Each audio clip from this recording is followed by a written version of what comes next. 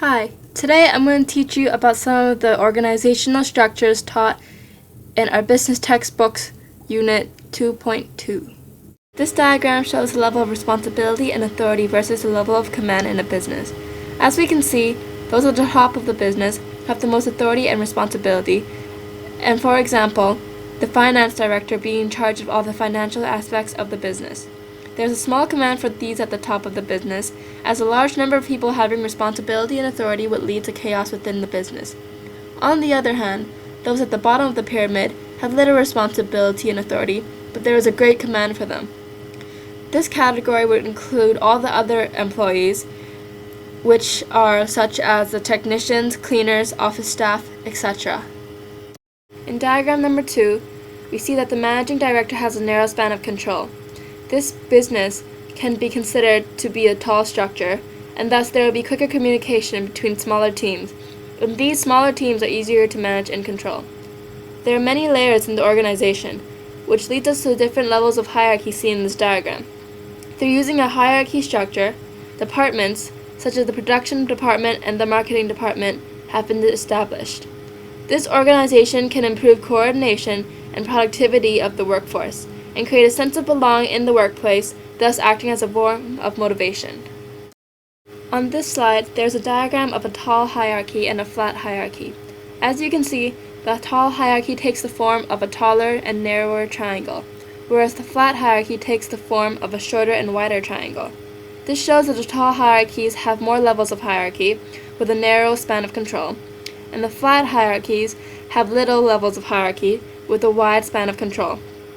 Tall hierarchy structures have a long chain of command, meaning communication is passed through many stages, while flat hierarchy structures opposes that with a short chain of command.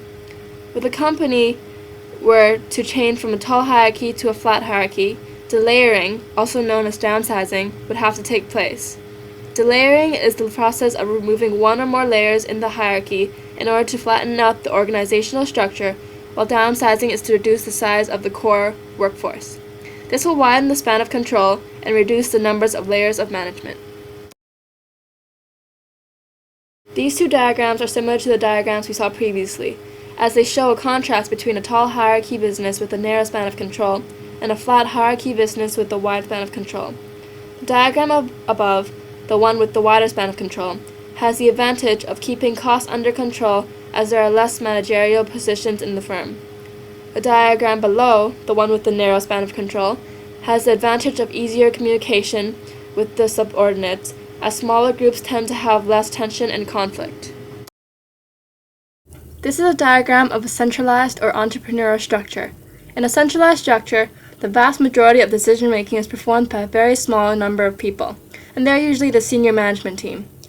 The decisions made by the senior management team span across a wide spectrum of things, including outsourcing and offshoring. Outsourcing is the act of moving non-core activities away from internal operations by finding an external party to carry out such functions.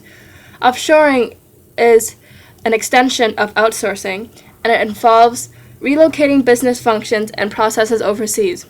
For example, production offshoring in a centralized or entrepreneurial structure would involve decisions about manufacturing overseas being made without delegation with the actual productions team. The diagram shows that the management director, MD, in the center makes all the decisions, and there is no delegation and no communication between the other members of the organization, such as research and development, finance, etc. A centralized structure results in better control and a better sense of direction, where rapid decision-making can take place because only a few people have a say in the decisions. However, because there are only a few people that make decisions, there may be delays in decision-making because of that small number, and thus that puts pressure and stress on senior management. Other disadvantages include inflexibility, and there may be a lack of motivation for other employees because they may feel less valued. It is likely that in a centralized or entrepreneurial structure, there is bureaucracy, where there are prescribed rules, responsibilities, and standardized procedures set out by the senior management team. This diagram shows the collaborative needed in a business for it to succeed. All the departments, sales, marketing, accounts, and production need to work together, as we can see that their corresponding circles always overlap in the diagram. In fact, naturally the different departments will have to come together to successfully produce their good, as it is inevitable for sales and marketing to not work together, or for sales and production to not work together, etc. This organizational structure gives the workers empowerment, as they get to make their own decisions for their corresponding department and execute their own ideas for the good of the business. Contrasting the previous diagram, the collaborative structure is decentralized, meaning decisions are not made by one small group of people. Rather, there is delegation, meaning the decision-making authority and responsibility is passed on to others in the organization. The advantages are that input from the workforce is given, there is speedier day-to-day decision-making because of the larger number of people, higher morale, encouraged teamwork, and improved accountability as the staff are held accountable for their input. Thus, it may lead to an improved quality of work. However, because of the mass number of people making decisions, there may be a loss of control, a greater chance of mistakes, and there will be greater reliance on effective communication. A collaborative structure can also be seen in my example of a music event. In order for a music event to be successful, the band, ticketing department, catering services, advertising department, and those in charge of stage and venue must all work together. More specifically, for example, the advertisement department must be familiar with information regarding the band, ticket prices, food and drinks, and the venue to make a good advertisement. This is thus a collaborative structure. This is a diagram of a matrix structure. A matrix structure is a flexible organization of employees from different departments within an organization temporarily working together on a particular project. Functional departments still exist except a team of workers, known as a project team, has the opportunity to work on projects with colleagues from other departments, thus the lines connecting each of the departments along with the main project in the middle. A matrix structure provides an opportunity for teamwork, where experts from different parts of the business are brought together and get to do a variety of projects, thus adding interest and increasing staff motivation. This provides for good career and personal development opportunities for the workers and reduces pressure on senior management.